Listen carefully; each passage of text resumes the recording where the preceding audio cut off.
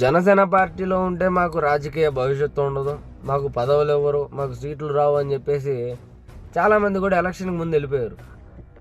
పోతిన మహేష్ గారు కావచ్చు, మనుక్రాంత్ రెడ్డి గారు కావచ్చు, ఆయన కేతం రెడ్డి వినోద్ రెడ్డి గారు కావచ్చు, చాలామంది వెళ్ళిపోయారు.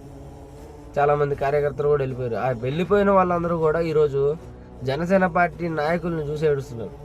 ఎందుకంటే ఈరోజు జనసేన పార్టీ కోసం కష్టపడ్డ నాయకులందరికీ కూడా నామినేట్ పోస్టులు ఇస్తున్నారు.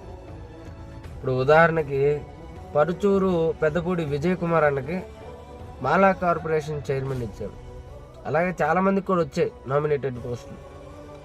సో ఇప్పుడు ఏంటంటే మేము కూడా ఉండుంటే మాకు కూడా ఏదో ఒక పదవి దక్కేది కదా అని చెప్పేసి ఈరోజు తలలు పట్టుకుంటున్నారు.